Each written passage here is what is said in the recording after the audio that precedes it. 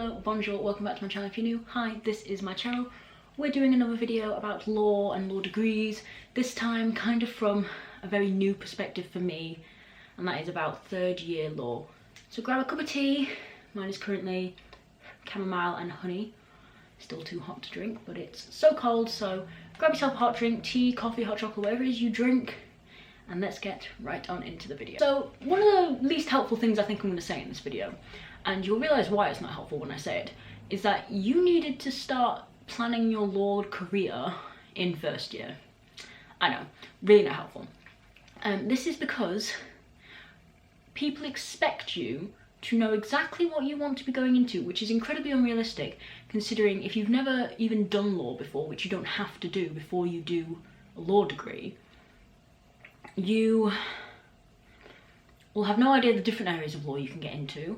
I'm sure you can do your research and stuff, but until you start learning it and even learning it in practice, you're not going to have any idea what you want to do. Or you might do, depending on if you have connections in the legal sector already. I personally don't, and but I'm quite clear-minded on what I think I want to do.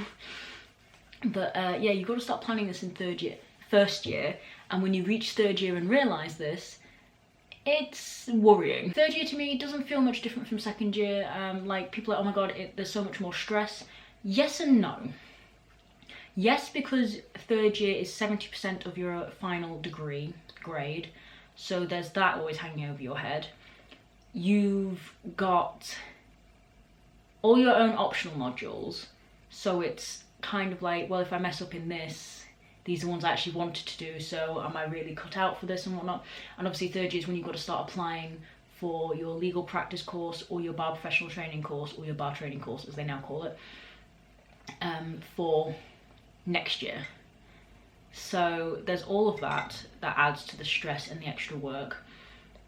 But other than that, to me it doesn't feel much different than second year. I'm doing the same hours. I mean, I'm in every day this semester, but that changes next semester anyway, but I'm in every day, and then whereas last year I did more hours in less days, but I'm doing, sorry, yeah, so I did like 3 hours in a day rather than just an hour in the day, spread out across a week. So that's the only thing that really feels different to me. Like workload doesn't feel different or anything like that, so it's probably different for different people, but for me, I don't feel much different. If you want to be going into the legal sector, usually the summer before your third year is the best time to get these, but you need a vacation scheme if you are going to be a solicitor, or you need what is called a mini pupillage if you want to be a barrister. Now, I say need, it is highly recommended because you'll be going against so many other applications for the bar course and for the LPC, and these just sort of boost your resume, kind of like work experience. Now, I had one, I'm going to do a whole video doing a whole story time on it, but I had one, they kind of screwed me over, so I technically don't have one on my resume anymore, but you need to get them. I'm applying to everything I can currently, and I recommend anyone in third year watching this, I mean this will be coming out in the new year, so get on it basically, and for anyone who's doing second year, apply now. You can apply in first year, but they usually only take second years and above. So like you can do it even if you're a graduate, but they normally don't take first years. Some do, but you'll have to check that out. And what these basically do is give you an insight into the career you'll be going into. So a mini pupillage, you shadow a barrister, you get to go into meetings and stuff like that. So you get to see what it will actually be like working in a chambers, wherever you apply to, and what that'll be like. And same for vacation scheme, you'll be working in a law firm alongside other lawyers. You'll either be shadowing or maybe like being a bit of a assistant to a lawyer. So it is very, very helpful. And as I said, make sure you get them as soon as you can. Once you hit second year, just apply. Research is your best friend in third year. And I'm not just on about for essays and exams and stuff like that. Research the bar professional training course, research the LPC. There's now a new course going on which I will talk to you guys about that's come out for barristers, so there's so many newer opportunities coming out, it is still quite limited. We're not quite at the period where it's like, oh my god, you can study it anywhere. It is very limited still, but you need to research it. Like for me, I didn't know I had to take, what was it? I had to apply to an Inn of Court. I have to take a entrance exam to even take the bar professional training course. And there's only very, very, very, very limited places where you can study the bar. So you need to research this, you need to look at where you're going to be living or planning on living. For me, I'll be going back home. So my closest cities are Birmingham and London. So I am very, very limited. And you got to think about travel. You just got to do your research, and it is hectic and it is life altering and it is terrifying. I mean, I could have a panic attack and existential crisis right on this camera right now, just thinking about it. It is a lot. And that's why I think third year is also a lot more difficult than the other years, because it's just so much. And you've got tight deadlines. Like the bar, I have to be able to apply to the BPTC by March 2020, and I have to have been have to have applied to an Inn of Court and taken the aptitude test by, it's either April or March, around that time. So basically a lot of it's happening near that time of year, and that's when your deadlines are, and you need to get them done, or you're gonna have to wait a whole another year, and then what are you gonna do for a year? One thing you realise in third year, basically third year is a lot of realisation, for me personally at least. You realise how much money you're actually going to need to spend on your future courses, and the government gives you roughly £10,000 if you are doing a master's. Fun fact, the BPTC and the LPC are not considered masters, so you have to do, and a lot of places do offer this, the legal practice course or the bar professional training course with an LLM. That is the only way you are getting government funding. Yes, you can talk to your bank and get extra loans, and that is going to be my plan, because the BPTC in London with a master's is 17 grand, so I need to find 7 grand from somewhere. The LPC is a lot cheaper than the bar professional training course. We're looking at 13 grand, so it is a lot cheaper, and that's I'm looking at London, by the way. I'm basing it off the capital city prices, although the bar is roughly the same price across the country, because very limited companies and universities do supply it, and a lot of them are in cities, so it is very expensive. But you realise that, and then obviously your ideal thing would be move out of home straight away, because you've been living independently.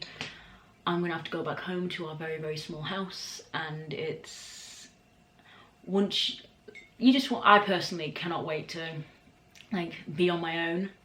I love my parents and I love living with my parents, but stand on my own 2 feet and like start my life. And I know a lot of people feel that way, and it is a lot when you realise you're gonna have to kind of go back into a routine of being around your parents and not having your own space, and having to do uni and paying so much for uni. And the course fees do include any textbooks you need, all the amenities and stuff like that, but it doesn't include travel, it doesn't include accommodation. Those are all extras. If you end up doing a dissertation, which for whole law students, it was optional. So I picked it anyway, because I'm an idiot. And you have to spend as much time as you do on your other modules. There's even lectures designed to help you with it. At least there is in Hull. I don't know about other universities. So it's not a thing that you can just wait to the last minute and then bash out a massive essay. No, it's something you have to take time on. And I'm still working on mine, right? Like working on sorting mine out right now. But it is a lot. It's not just an assessment. It's not just an essay. It's an entire module if you choose it.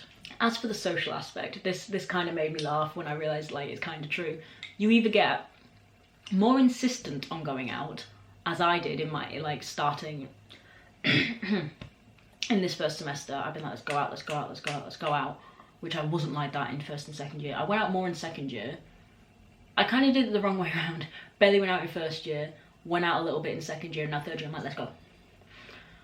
So you get either more adamant, or you get less even like having the urge to go out. You're like, no, I've got this, this and this, I'd rather relax, I'd rather do this. And that's personal preference. You don't have to drink, and if you don't drink, you don't drink. You don't have to go out, you don't have to socialise, you don't have to do any of that. But I've just realised it, like I've seen it in some of my friends, I've seen it in myself, the change in what you do. Like for me, it was kind of like, this is my last year. Once I get the BPDC, knock on wood, I'm not going to be going out as much. I'm not going to obviously see my housemates for a while, because we'll all be going our separate ways. So it's like, let's go out, let's do stuff, let's socialise, let's do everything you possibly can. And I think that's an okay way to look at it. As long as you get your stuff done and you are still going to lectures, I don't see a problem with it. I know some people frown upon it. It's like, it's third year, you should be, instead of going out, you should be doing this. I'm like, if I'm going out once or twice a week, frankly, I don't think it's going to hinder me, and so far it hasn't, so go away. Speaking of planning in advance, you will start planning your life 5+ years at a time. Roughly. I mean, I've obviously got the BPTC to plan for, so I planned a year in advance. Then after that, I've got to plan my proper pupillage, which is another year. Then I've got to actually start working, and whilst I'm working, I want to be able to find my own place. I want to be able to live where I want. I want to be financially stable. I want to be able to keep a social life. I want to be able to keep this going. I want to think about my hobbies. I've got to think about future Comic Cons. For me personally, obviously. So there is a lot you have to think about. And a lot, unfortunately, that you can't really start doing anything about until it's over, really. Whereas obviously the BPTC, I've got to start planning for that now. And like the bar and the Inns of Court and stuff like that. And then before I even start my bar course, I'm gonna have to start looking at where I want to do my pupillages, and then I've got to network with them whilst I'm on my bar course and through the Inns of Court. The Inns of Court are going to help you quite a bit, and when I apply to mine, I'll be taking you down that whole journey as well. But you do have to start thinking much in the future if you haven't started doing that already. I've been doing that my entire life, I'm not gonna lie. I don't know how to live in the present. I never have known how to live in the present. It's always been, that's the future, that's the future, that's the future, let's get that sorted. And I think it's because I always knew I wanted to do a high profile job like a lawyer, so I always had to keep planning. I'm a planner, what can I say? Lastly, something that people really should tell you but never do, and by people I mean universities and Student Finance England. In your third year, you are not classed as a student for the last semester of it. Do you know what that means? It means Student Finance England will not give you your full maintenance loan that you had last year because you're not classed as a student. So they take away money even though you're still studying and you're still doing exams and you're still performing essays and you're still clocking into your lectures and seminars, tutorials, your lexems. You're still clocking in and you're still giving the university the £9 grand, but you're not classed as a student because Student Finance England doesn't want to give you money. As you can tell, I am beyond furious. And I found this out when I looked at my maintenance loan for this year, because obviously it is for this year. And like, my parents haven't gone up and down on wages. Why? And they're like, well, you're not a student. I'm like, my student card is still active. My uni days is still active. Check my attendance. I'm still going to university, which is where I'm a... Wait a minute. Am I a lecturer? No, I'm not a lecturer. What am I? I'm a student. It's ridiculous, and I want to tell you guys this now. If you're a third year student, you know what I'm talking about. If you're first and second year, good luck. It does, obviously depending on what your parents earn and what scholarships and what help you get, does differ per person. I didn't get any scholarships. I'm not getting any help because my parents earn too much. My parents can't help me. So I'm kind of on my own here, and I'm a bit like, fantastic. Which is why I'm a great believer in we should all be getting the same amount of money as a student. It should not be means tested, it should just be same for everyone, because you're all new students, you're all new adults. You should be able to stand on your own 2 feet, not rely on your parents, which a lot of people can't do. And for those who can, you can.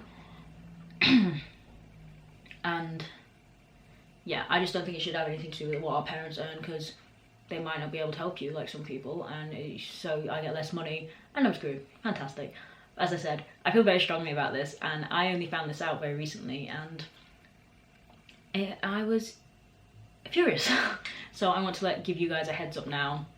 That's what's going to be happening for you in your 3rd year of university. No, that's just not for law students, that's just for all students. Well, I hope you guys enjoyed that video. If you did, don't forget to hit the thumbs up down below, it would be greatly appreciated. Hit the big red subscribe button if you're not subscribed to my channel already. I'll be doing loads of law and university videos. I do cosplay, as you guys would have seen.